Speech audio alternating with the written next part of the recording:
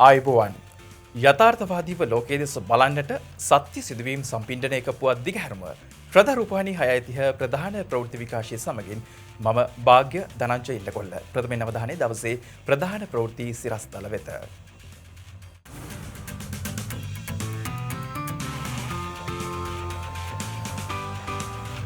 සාමාන්‍ය පෙළ විභාගයට සියල්ල සූදානම්. කොවිඩ් ආසාදිත සිසුන්ට විශේෂ විභාග මධ්‍යස්ථාන.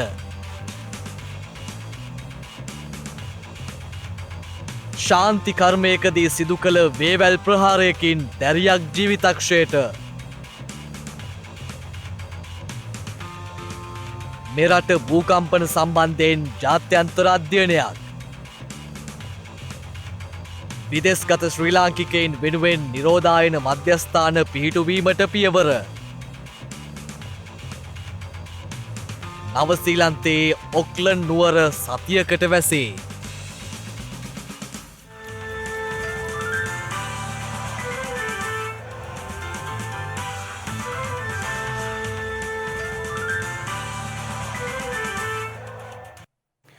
අධ්‍යයන පොදු සහතික පත්‍ර සාමාන්‍ය පෙළ විභාගයේ දිවෙන පුරා මධ්‍යස්ථාන 4513කදී හෙට ආරම්භ වීමට නියමිතයි. මෙවර සාමාන්‍ය පෙළ විභාගය සෞඛ්‍ය ආරක්ෂිතව පැවැත්වීමට සියලු කටයුතු සූදානම් කර ඇති අතර සියලුම විභාග අපේක්ෂකයින් විභාගයේ ආරම්භ වීමට විනාඩි 45කට පෙර විභාග මධ්‍යස්ථාන වෙත පැමිණිය යුතු බවයි විභාග කොමසාරිස් ජෙනරාල් සනත් පූජිත මහතා සඳහන් කළේ.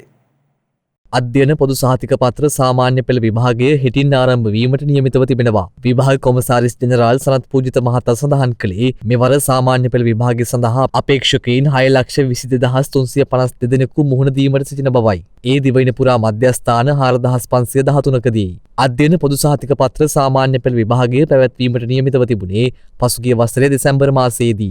කෙසේ වෙතත් COVID-19 වසංගත තත්ත්වයේ හේතුවෙන් අධ්‍යයන පොදු සහතික පත්‍ර සාමාන්‍ය පෙළ විභාගයේ අවස්ථා කිහිපයකදීම කල් දැමුණා. නිසි සෞඛ්‍ය මාර්ගෝපදේශ යටතේ හෙට දිනේ සිට සාමාන්‍ය පෙළ විභාගයේ පැවැත්වීමට සියලු කටයුතු සූදානම් කර ඇති බවයි විභාග කොමසාරිස් ජෙනරාල්වරයා සඳහන් කළේ. එමෙන්ම සෑම දිස්ත්‍රික්කයක්ම ආවරණය වන පරිදි විශේෂ විභාග මධ්‍යස්ථාන දෙකක් පිහිටුවා ඇති බවද මහතා පෙන්වා දෙනවා. ඊට අමතරව COVID-19 වසංගත තත්ත්වයේ යටතේ ආසාදිත වූ දරුවන් සඳහා එම විශේෂ මධ්‍යස්ථානවලදී විභාගයට පෙනී සිටීම සඳහා අවශ්‍ය කටයුතු සම්බන්ධීකරණය කර තිබෙනවා. එමෙන්ම සාමාන්‍ය පෙළ විභාගයේ පැවැත්වෙන සියලු විභාග මධ්‍යස්ථාන විස බීජහරණය කර සෞඛ්‍ය ආරක්ෂිත තත්ත්වයට පත් කර ඇති බවයි විභාග කොමසාරිස් ජෙනරාල් සනත් පූජිත මහතා වැඩිදුරටත් සඳහන් කළේ. එමෙන්ම හෙට ආරම්භ වන සාමාන්‍ය පෙළ විභාගයේ වෙනුවෙන් සෞඛ්‍යාංශ සීරුවෙන් සිටින බව සෞඛ්‍ය අමාත්‍යාංශයේ පවුල් සෞඛ්‍ය කාර්යාංශයේ අධ්‍යක්ෂ වෛද්‍ය චිත්‍රමාලිද සිල්වා මහත්මිය සඳහන් කළා. විභාග දෙපාර්තමේන්තුවත් අධ්‍යාපන අමාත්‍යාංශයත් සෞඛ්‍ය අමාත්‍යාංශයත් මැදිහත් වෙලා මේ සම්බන්ධයෙන් ගොඩාක් සම්බන්ධීකරණ කටයුතු ක්‍රියාත්මක කළා. සියලුම මාර්ග උපදේශ සකස් කළා. විභාග දෙපාර්තමේන්තුවට අධ්‍යාපන අමාත්‍යාංශයට ලබා දීමට සලස්වලා ඒ තුලින් සෞඛ්‍ය සහ පළාත් අධ්‍යාපන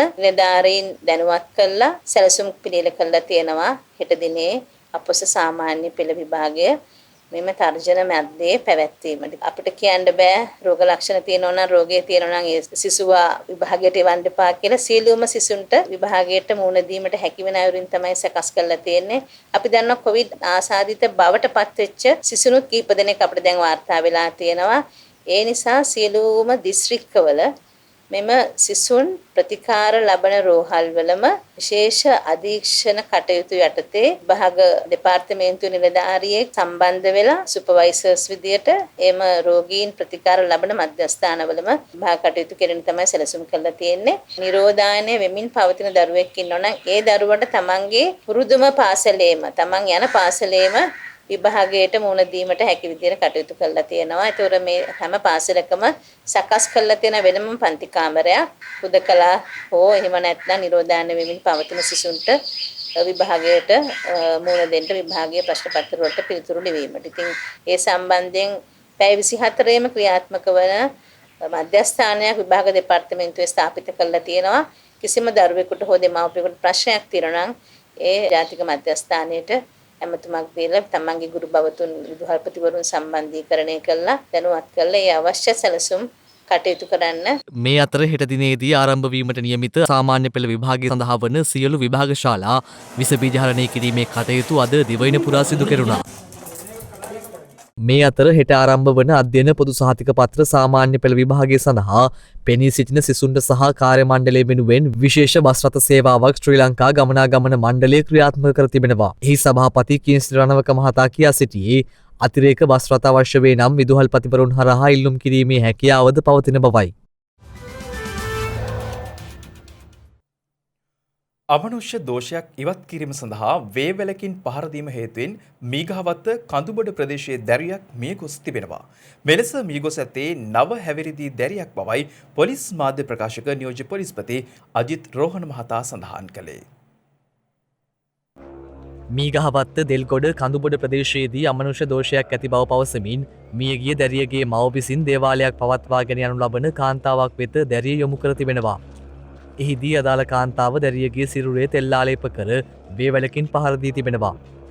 අදාළ ශාන්තිකර්මය දින 3ක් පුරා සිදු කර ඇති අතර ඊයේ දිනේදී සිදු කර පහර දීම හේතු වෙනුයි දැරිය සිහිසුන් වී ඇද වැටී ඇත්තේ. පසුව ඊයේ රාත්‍රියේම අදාළ දැරිය ප්‍රදේශවාසීන් විසින් බියගම ප්‍රාදේශීය රෝහල වෙත ගෙන ගොස් ඇති අතර එහිදී දැරිය ජීවිතක්ෂයට පත්ව තිබෙනවා. පෙරේද ඉඳන්ම ගාගෙන පෑතිෂ ගානවා ඒකේ කියනවා අයියෝ ඇන්ටි ගාන්න එපා කියනකොට මම විසකන්න සද්දය වුණා ගාන්න එපා කියලා ඒවල් පාරවල් ගාලා දෙන අයියෝ ඇන්ටි ගාන්න එපා කියලා සද්දවල ලැබුණා මට. මහර වැඩ බලන මහේස්ත්‍රාත්වරයා විසින් අද දින එම ස්ථානීය පරීක්ෂාවට ලක් කර අතර එහිදී අනාවරණය වී ඇත්තේ වේවැල් 5කින් අදාළ දැරියට පහර දී ඇති බවයි.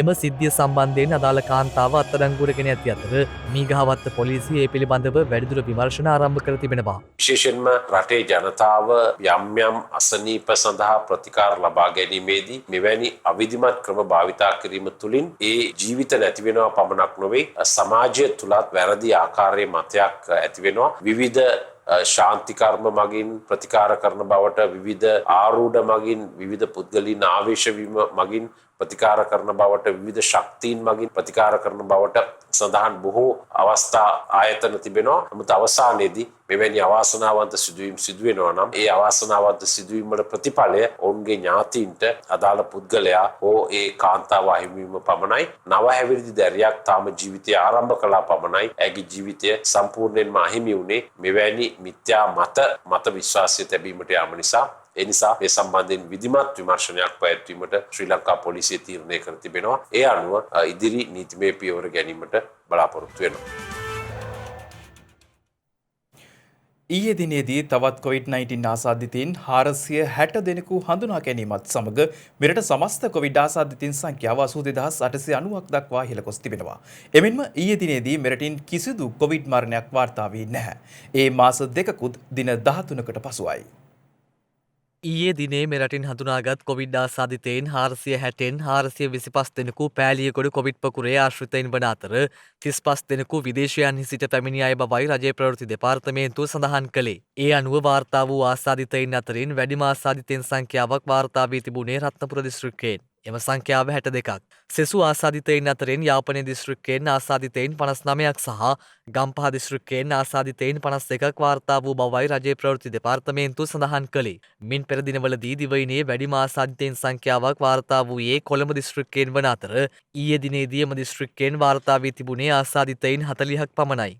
එමෙන්ම ඊයේ දිනේ මෙරටින් කිසිදු කොවිඩ් මරණයක් වාර්තා වී තිබුණේ නැහැ. ඒ පසුගිය වසරේ දෙසැම්බර් මාස 15 වෙනිදායින් පසුවයි. ඒ අනුව මේ වන විට මෙරට කොවිඩ් මරණ සංඛ්‍යාව දැක්වෙන්නේ 464ක් ලෙසයි. එමෙන්ම කෑගල්ල රිමාන්ඩ් බන්ධනාගාරයේ රැඳවියන් 10 දෙනෙකුට කොවිඩ් වෛරසය ආසාදනය වී තිබෙනවා. මීට පෙරත් ආසාදිතයින් 8 දෙනෙකු එම බන්ධනාගාරයෙන් හඳුනා ගැනුණා. රිමාන්ඩ් බන්ධනාගාරයේ උපරිම ධාරිතාව ඉක්මවා රැඳවුවන් රඳවා තැබීම හේතුවෙන් එම ස්ථානය කොවිඩ් ඉහළ අවදානමක් ඇති ස්ථානයක් බවටයි සෞඛ්‍ය අංශ පෙන්වා දෙන්නේ. මේ අතර කොවිඩ් පාලනයට සහාය නොදෙන රාජ්‍ය සේවකයින්ට එරෙහිව නීතිමය පියවර ගත හැකි බව ශ්‍රී ලංකා මහජන සෞඛ්‍ය පරීක්ෂකවරුන්ගේ සංගමේ සභාපති උපුල් රෝහණ මහතා පවසනවා. COVID-19 පාලනය සඳහා රෝගීන් රෝහල්ගත කිරීම, ආසාදිතයින් හඳුනා ගැනීම සඳහා PCR පරීක්ෂණ කිරීම, රෝහලේ රඳවා ගැනීම මෙන්ම මෘතදේහ බැහැර කිරීම ඇතුළු බලාත්මක වන නීති පද්ධතියක් පවතින බවයි ඒ මහතා පෙන්වා දෙන්නේ. එම නීතියට පරිබාහිරව කටයුතු කිරීමට කිසිදු නිලධාරියෙකුට හෝ පුද්ගලයෙකුට හැකියාවක් නොමැති බවද ඒ මහතා සඳහන් කළා. ඒ අනුව COVID-19 පාලනය සඳහා PCR පරීක්ෂණ කිරීම වැළැක්වීම හෝ රාජකාරියට බාධා කිරීම සම්බන්ධයෙන් නීතිමය ක්‍රියාමාර්ග ගැනීමේ හැකියාව පවතිනවා. පොලිසිය ත්‍රවිධ හමුදාව ඇතුළු සියලු ආයතන ප්‍රධානීන් සෞඛ්‍ය බලධාරීන්ට සහාය ලබා දීමට නීතියෙන් බැඳී සිටින බවයි ඒ මහතා වැඩිදුරටත් සඳහන් කළේ. මේ වන විට වෛරසය ආසාදිතව රෝහල්වල ප්‍රතිකාර ලබන සමස්ත පුද්ගලයන් සංඛ්‍යාව 3479ක් වන අතර වෛරසය ආසාදිතව සිට සුවය ලැබූ සමස්ත පුද්ගලයන් සංඛ්‍යාව දැක්වෙන්නේ 78947ක් ලෙසයි. විදේශගත ශ්‍රී ලාංකික ශ්‍රමිකයන් නිරෝධායනය සඳහා මධ්‍යස්ථාන පිහිටුවීමට විදේශ රැකියා අමාත්‍යාංශය පියවර ගෙන තිබෙනවා. ඒ අනුව එහි ලේකම් සුන්දරම් අරුමේනායගම් මහතා සඳහන් කළේ මේ වන විට දිවයින පුරා ඒ සඳහා සුදුසු මධ්‍යස්ථාන 100කට අධික සංඛ්‍යාවක් දිස්ත්‍රික් ලේකම්වරුන් මගින් හඳුනාගෙන ඇති බවයි. අදාළ මධ්‍යස්ථානවලට හෝටල් රාජ්‍ය ආයතන සහ පෞද්ගලික ස්ථානද ඇතුළත් බවයි ඒ මහතා සඳහන් කළේ. එම ස්ථාන නිරෝධායනයට සුදුසු දැයි තීරණය සඳහා මේ වන විට ඒ පිළිබඳව සියලු විස්තර සෞඛ්‍ය අමාත්‍යාංශ ලේකම්වරයාට සහ COVID-19 වැළැක්වීමේ ජාතික ක්‍රියාන්විත මධ්‍යස්ථාන ප්‍රධානී යුද හමුදාපති ශවේන්ද්‍ර සිල්වා මහතා යන මහත්වරුන් වෙත යොමු කර ඇතැයිද ලේකම්වරයා අවධාරණය කළා. එම තීරණය ලද විකස අදාළ ස්ථානවලින් අනුමැතිය හිමිව ඇති ස්ථාන නිරෝධායන මධ්‍යස්ථාන ලෙස සකස් කිරීමට පියවර ගන්නා බවයි ලේකම්වරයා සඳහන් කළේ. මේ අතර තවත් විදේශයන්හි සේවය කරන ශ්‍රමිකයින් 21,000කට අධික පිරිසක් දිවයිනට පැමිණීමේ අපේක්ෂාවෙන් ලියාපදිංචි වී ඇති බව විදේශ රැකියා අමාත්‍යාංශය සඳහන් කළා. ඒ අනුව කුවෙට්, කටාර් හා ඩුබායි ඇතුළු රටවල් 14ක රැඳී සිටින ශ්‍රී ලාංකික ශ්‍රමිකයින් මෙරටට පැමිණීමට නියමිතයි. දිවයිනේ ප්‍රදේශ කිහිපයක පසුගිය කාලය පුරා වාර්තා වූ භූකම්පන තත්ත්වයන් සම්බන්ධයෙන් අධ්‍යයනයට ජාත්‍යන්තර සහාය ලබා ගැනීමට තීරණය කර තිබෙනවා. දිවයිනේ ප්‍රදේශ කිහිපයක පසුගිය කාලය පුරා වාර්තා වූ භූකම්පන තත්ත්වයන් සම්බන්ධයෙන් ජාත්‍යන්තර භූවිද්‍යා ගවේෂකයින් සමග මේ වන විට අධ්‍යයනයක් ආරම්භ කර තිබෙනවා. භූවිද්‍යා සමීක්ෂණ හා පතල් කැනීම් කාර්යාංශය ප්‍රකාශ කළේ ඕස්ට්‍රේලියාව හා කැනඩාව යන රටවල විද්වතුන් සමග සූම් තාක්ෂණය ඔස්සේ මේ දිනවල ඊට අදාළ සාකච්ඡා සිදු කරමින් පවතින බවයි. මහනුවර දිගන හා පල්ලේ කැලේ ආශ්‍රිත ප්‍රදේශයේ මෙන්ම ලුණුගල කැකිරිය යන ප්‍රදේශවල පසුගිය දිනවල සුළු භූචලන වාර්තා වුණා. භූවිද්‍යා සමීක්ෂණ හා පතල් කැනීම් කාර්යාංශයේ සභාපති අනුර වල්පොල මහතා සඳහන් කළේ අදාළ ජාත්‍යන්තර භූවිද්‍යා ගවේෂකයින්ගේ අධ්‍යයන වාර්තා සැලකිල්ලටගෙන ඉදිරි ක්‍රියාමාර්ග වෙත අවතීර්ණය වන බවයි. මෙරට සිදුවන යතුරු පැදි සොරකම්වල ප්‍රවණතාවක් දක්නට ලැබෙන අතර ඊයේ දිනේද එලෙස යතුරු පැදි 6ක් සොරකම් කර ඇති බව පොලිස් මාධ්‍ය ප්‍රකාශක නියෝජ්‍ය පොලිස්පති අජිත් රෝහණ මහතා සඳහන් කළා. පෙරේදා දිනේදී ගල්නෑව පොලිස් වසමේ එක්තරා ස්ථානයක් පොලිසිය විසින් පරීක්ෂා කර තිබෙනවා. එසේ පරීක්ෂා කිරීමෙන් අමතරව යතුරු පැදි 23ක අංකතහඩු සොයාගෙන තිබෙනවා. ඊට අමතරව යතුරු පැදි අමතර කොටස් 17ක් ඒ වගේම චැසි දෙකක් සහ එන්ජින් එකක් සොයාගෙන තිබෙනවා. මේ සම්බන්ධයෙන් 44 හැවිරිදි පුද්ගලයෙක් අත්අඩංගුවටගෙන තිබෙනවා. යතුරු පැදි නිරන්තරයෙන්ම සොරකම් කිරීම වාර්තා වෙනවා. ඊයේ දිනේත් යතුරු පැදි සොරකම් 6ක් වාර්තා වෙනවා. ඒ වගේම මෙම යතුරු පැදි සොරකම් කිරීමෙන් අනතුරුව යම් ආකාරයකට කොටස් වලට ගලවා විකුණා දැමීම, ඒ වගේම යතුරු පැදිය සම්පූර්ණයෙන්ම විකුණා දැමීම සිදු කරන බවටයි වාර්තා වෙන්නේ. සංවිධානාත්මක අපරාධ කල්ලි සහ මද්ද්‍රව්‍ය වලට ඇබ්බැහිවන් මේ අපරාධ සිදු කරනු ලබන්නේ. විශේෂයෙන්ම අපි සඳහන් කරන්නට අවශ්‍යයි සොරබඩු බව දනිමින්ම බාර ගන්නා, සොරබඩු බව දනිමින්ම ළඟ තබා ගන්නා අය වරදකරුවන් වෙනවා. ඔබ යම් ආකාරයකට යතුරු පැදි මිලදී ගන්නවා නම්, එසේත් නැත්නම් මෙහි අමතර කොටස් මිලදී ගැනීමක් සිදු කරනවා නම් එම යතුරු පැදියේ නියම අයිතිකරුගෙන්, සත්‍ය අයිතිකරුගෙන් මෙම භාණ්ඩ මිලදී ගන්නේ දැයි සැලකිලිමත් විය යුතුයි. එසේ නොමැතිව සිරිත් පරිදි භාණ්ඩ බාර ගැනීම සම්බන්ධයෙන් අපරාධ නීතිය යටතේ අදාළ පුද්ගලයන්ට කටයුතු කිරීමට හැකියාව ලැබෙනවා. ලංකා දරණී සංග්‍රහයේ 394 වගන්තිය යටතේ සොරබඩු බව දනිමින්ම බාර ගැනීමත් එය ළඟ තබා ගැනීමක් වරදක් වෙනවා. ඒ නිසා එවැනි පුද්ගලයන් සොයා අපි නිරන්තරයෙන් කටයුතු කරනවා. ඊට අමතරව ගෙලබැදි රන්මාල කඩා ගැනීමේ සිද්ධීන් වාර්තා වෙනවා. එවැනි රන්මාල නිසි හඳුනා ගැනීමකින් තොරව උකසට එම නැත්නම් වෙනත් ආකාරයකට බාර ගන්නා පුද්ගලයන් පිළිබඳව අනාවරණය වී තිබෙනවා. එවැනි භාණ්ඩ බාර ගැනීමේදී අනන්‍ය සන්තකය තහවුරු කර ගැනීමෙන් අනතුරුව බාර ගැනීමට උකස් ලබා ගැනීමට කටයුතු කළ යුතුයි. එසේ නොවුනහොත් මෙවැනි අපරාධ නඩුවක සැකකරුවෙක් බවට එම භාණ්ඩ බාර ගන්නා පුද්ගලයන්ුත් පත් වෙනවා. ඒ නිසා මේ සම්බන්ධයෙන් විශේෂ අවධානයක් යොමු කර කටයුතු කරනු ඇතැයි අපේක්ෂා කරනු ලබනවා. දැන් සිව්දෙසින් වාර්තා වූ පුවත් කිහිපයත් සමගින් සිව්දෙසින් පුවත්.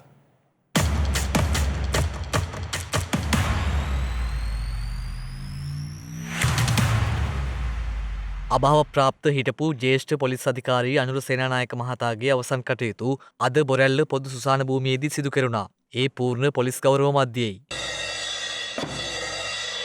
1973 වසරේ ඔක්තෝබර් මාස 15 වෙනිදා පොලිස් සේවයට එක් වූ සේනානායක මහතා 2015 වසරේ මාර්තු මාස 18 වෙනිදා සේවයෙන් විශ්‍රාම ලැබුවා. මිය යන විට දෙදරුපියෙකු වූ එතුමා 68 වන වියේහි පසු වුණේ. දේහය පිළිබඳ අවසන් කටයුතු වෙනුවෙන් දේශපාලනඥයින් පොලිස් නිලධාරීන් ඇතුළු විශාල පිරිසක් එක්ව සිටියා. ත්‍රිකුණාමලය මැදවච්චිය විද්‍යාලයේ ක්‍රීඩාංගණය සංවර්ධනය කර දෙන ලෙසට සිසුවියක් විසින් කළ ඉල්ලීමට ජනාධිපති ගෝඨාභය රාජපක්ෂ මහතා එසැනින් විසඳුම් ලබා දී තිබෙනවා. ගෝමරන් කඩවල ප්‍රාදේශීය ලේකම් කොට්ටාශයේ කිව්ලේ කඩවල විද්‍යාලයේ ගම සමග පිළිසඳර වැඩසටහන ඊයේ පැවති අතර එහිදී මෙම සිසුවිය අදාළ ඉල්ලීම සිදු කර ඇත්තේ. ජනාධිපතිවරයා ක්‍රීඩා පිටිය සංවර්ධනය සඳහා හමුදාවට පැවරූ අතර ඒ අනුවයි යුද හමුදාවේ ඉංජිනේරු සේනාංකය පැය දෙකක් ඉක්ම යාමටත් පෙර ක්‍රීඩා පිටියේ සංවර්ධන කටයුතු ආරම්භ කරනු ලැබුවේ. භගවන්තලාව ටින්සින් දමිළ මහාවිද්‍යාලයේ විදුහල්පතිවරයාට ඊයේ රාත්‍රියේ කිසියම් පිරිසක් පහර දී තුවාල සිදු කර තිබෙනවා. ඒ හේතුවෙන් විදුහල්පතිවරයා භගවන්තලාව ප්‍රාදේශීය රෝහල වෙත ඇතුළත් කිරීමෙන් අනතුරුව වැඩිදුර ප්‍රතිකාර සඳහා දික්කොය මූලික රෝහල වෙත මාරු කර යැවීමටයි කටයුතු කර තිබුණේ. භගවන්තලාව මොරාවතු යායේදී මෙම ප්‍රහාරය එල්ල වී තිබුණේ. තම පාසලේ 10 වසරේ අධ්‍යාපනය ලබන සිසුවෙකුට විනය කඩ කිරීමක් හේතුවෙන් පාසල තුල දඬුවම් කිරීමට එරෙහිව එම සිසුන් පිරිස සහ එම සිසුන් පිරිසගේ දෙමාපියන් විසින් තමන්ට පහර දුන් බවයි විදුහල්පතිවරයා භගවන්තලාව පොලිසිය වෙත කරන ලද පැමිණිල්ලේ සඳහන් කර ඇත්තේ. පාසල තුලදී විනය කඩ කිරීමක් හේතුවෙන් විදුහල්පතිවරයා විසින් පහර දුන්නේ යයි කියන සිසුවාගේ මව විසින්ද විදුහල්පතිවරයා විසින් තමන්ටද පහර දුන් බව පවසමින් භගවන්තලාව පොලිසියට පැමිණිල්ලක් කර තිබෙනවා. දෙපාර්ශ්වයේම පැමිණිලි සම්බන්ධයෙන් විමර්ශනයක් ආරම්භ කර ඇති බවයි භගවන්තලාව පොලිසිය සඳහන් කළේ. මාර්තු අප්‍රේල් මස වන විට පොල් මිල පහළ බසිනු ඇතැයි පොල් කර්මාන්ත අමාත්‍යාංශය පවසනවා. එහි ලේකම් තිස්ස හේවා විතාරණ මහතා සඳහන් කළේ පසුගිය වසරේ නිසි වර්ෂාවක් නොලැබීම පොල් පළදාව අඩුවීමට හේතු වූ බවයි. මේ දිනවල වෙළඳ පොලේ පොල් ගෙඩියක් රුපියල් 100 ඉක්මවා අලෙවි වන අතර පොල් කර්මාන්තකරුවන්ට පොල් තෙල් නිෂ්පාදනය කිරීමට විදේශ රටවලින් පොල් මද ගෙන්වීම ආරම්භ වී තිබෙන බවයි ලේකම්වරයා වැඩිදුරටත් සඳහන් කළේ.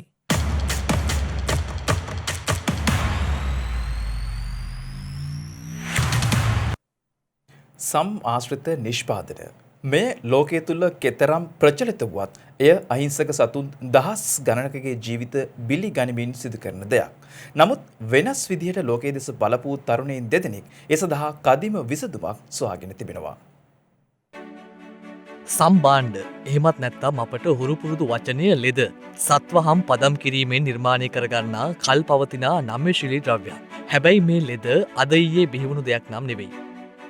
මානව පරිණාමයේ ඈත අවදිවල පටන් සතුන් දඩයම් කිරීමට මිනිසා හුරුව තිබුණා. එසේ දඩයම් කරගත් සතුන්ගේ මස් අනුභව කර ඉතිරි වන සම් කොටස් සිය විලිවසා ගැනීමට ඔවුන් භාවිතා කළා. ඒ වගේම අධික ශීත ඍතුවලදී සිරුර උණුසුම්ව තබා ගැනීමට හම්වලින් තනාගත් ඇඳුම් කදිම විසඳුමක් වූ නිසාම ගෝනුන් මුවන් වැනි අහිංසකයින්ගේ පටන් කොටි වලසුන් වැනි භයානක සතුන් පවා දඩයම් කරමින් හම් ලබා ගැනීමට ඔවුන් පෙළඹුණා. කාලයත් සමග මිනිසා දියුණු වුණාට නවීන තාක්ෂණික ලෝකයක් ගොඩනැගුවාට එදා නොදැනුවත් විසඳුමක් වූ සම්බාණ්ඩ අද විලාසිතාවක් වෙලා. එය කොතෙක්ද කිවහොත් සම් ලබා ගැනීමේ අරමුණින්ම අදටත් සතුන් දහස් ගණනක් ඝාතනය කරනවා. මේ ඉන්නේ රථවාහන ආශ්‍රිත ලෙද කාර්මිකයෙක් වන ඒඩ්‍රියන්. ඒ වගේම ඔහුගේ සංගයා වන මාටේ විලාසිතාකරණයේ ආශ්‍රිතව ලෙද නිර්මාණ ශිල්පියෙක්. මොවුන් දෙදෙනාම මෙක්සිකානු ජාතිකයින්. තම වෘත්තීන් තුළ ලෙද ප්‍රධාන මාතෘකාවක් වූ නිසාම සහ ලෙද නිෂ්පාදනයේදී සතුන්ට අත්වන ඛේදවාචකය දුටු නිසාම ඔවුන් දෙදෙනා තීරණය කරනවා සත්වහම් භාවිතා නොකරමින් ලෙද සහ ආදේශකයක් නිර්මාණය කරන්න. ඔවුන්ගේ අරමුණ කොතෙක් බලවත් වුණාද කියනවා නම් සිය වෘත්තීන් පවා කැපකරමින් මූල්‍යමය තාක්ෂණිකමය ගැටලු රැසක් මැද වසර 2කටත් අධික කාලයක් ඔවුන් ඒ වෙනුවෙන් කැප කළා.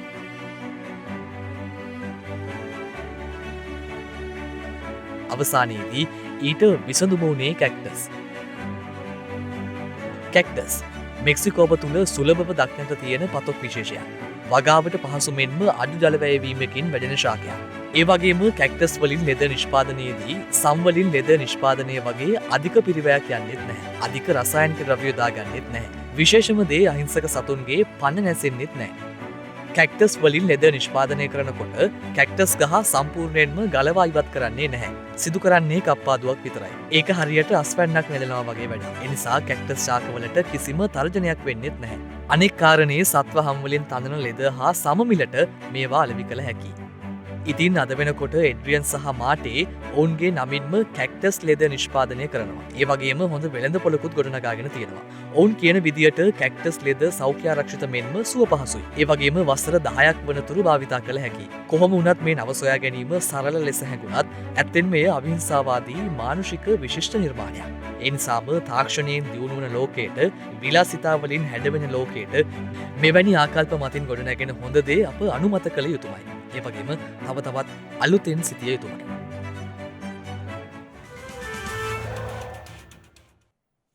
නූතන තාක්ෂණික සමාජයේ හැරවුම් ලක්ෂයක් තමයි පරිගණකය කියන්නේ. අද අපි ලොව වෙනස් කළ විද්‍යාඥයන්ගෙන් තොරතුරු ගෙන එන්නේ පරිගණකයේ නිර්මාතෘවරයාගෙනයි. චාල්ස් බැබේජ් 1791 දෙසැම්බර් 26 වනදා එංගලන්තයේ ලන්ඩන් නුවර උපත ලැබූ චාල්ස් බැබේජ් එවක සියවසේ බහුමාමකයින් අතර ප්‍රමුඛ චරිතයක්. බොහෝ දෙනා ඔහු හඳුන්වන්නේ පරිගණකයේ පියා ලෙසින්. මන්දයත් නූතන සමාජ පෙරළියට තුඩදුන් පරිගණකයේ සංකල්පය සොයාගත්තේ ඔහු වන නිසා.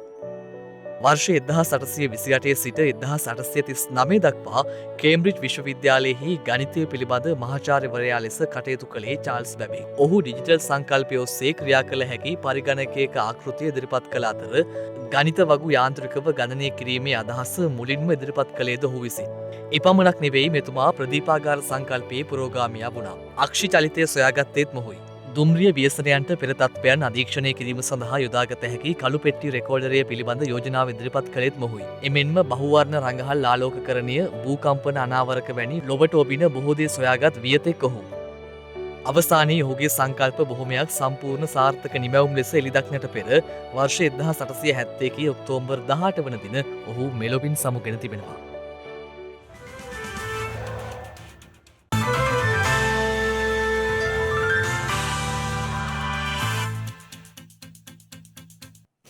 අවධානය විදෙස් පුවත් වෙත. නවසීලන්තයේ විශාලතම නගරය වන ඕක්ලන්ඩ් නුවර සතියක කාලයක් වසා දැමීමට එරට අග්‍රාමාත්‍ය ජසින්ඩා අර්ඩන් තීරණය කර තිබෙනවා. ඔක්ලන්ඩ් නුවරින් නව කොවිඩ් ආසාදිතයෙකු හඳුනා ගැනීම හේතුවෙන් එම ප්‍රදේශය සතියක කාලයක් වසා දැමීමට පියවරගත් බවයි නවසීලන්ත අග්‍රාමාත්‍යවරිය ප්‍රකාශ කර ඇත්තේ. අදාළ පුද්ගලයාගේ වෛරස රෝග ලක්ෂණ වර්ධනය වීමක් පෙන්නුම් කරන අතර ඔහුට වෛරසය ආසාදනය වූ ආකාරය සම්බන්ධයෙන් මෙතෙක් තහවුරු වී නැහැ.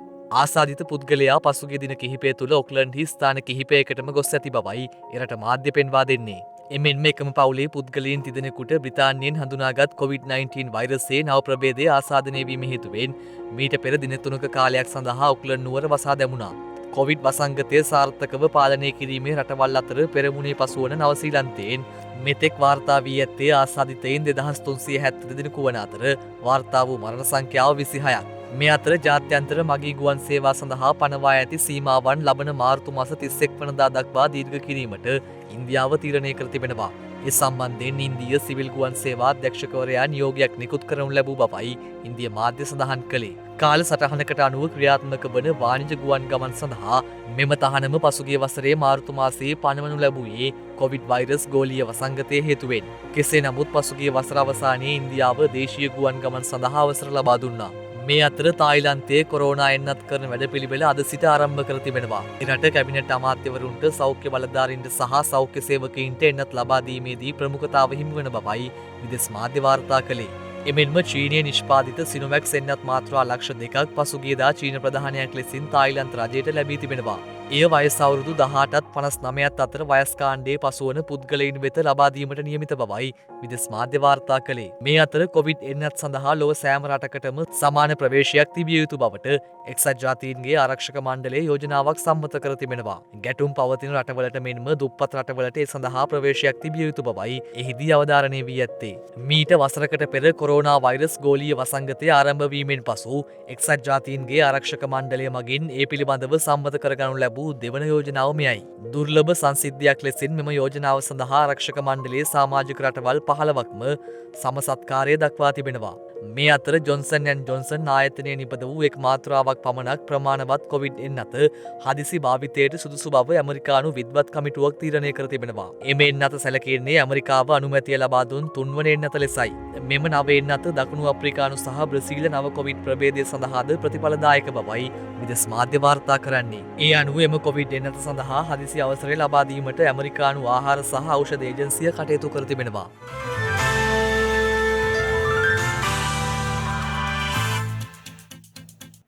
දිනක සටහන් නිමවන්නට මත්තෙන් හෙට දවසේ වැදගත්කමටයි මේ අවධානය.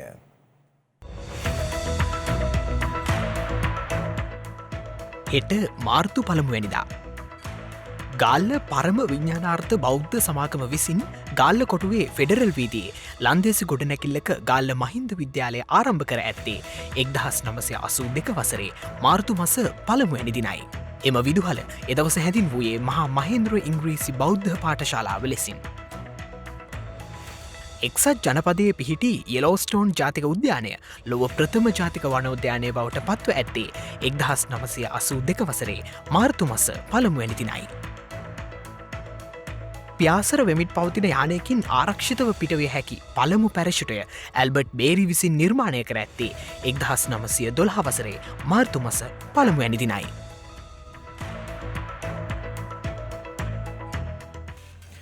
ඒත් සමකින් ශ්‍රධාරූපහනයේ ප්‍රධාන ප්‍රවෘත්ති විකාශය නිමාවට පත්වෙනවා. හමුයමු හෙඩත් සවස 6:30ට. තෙරුවන් සරණයි. නමෝ බුද්ධාය.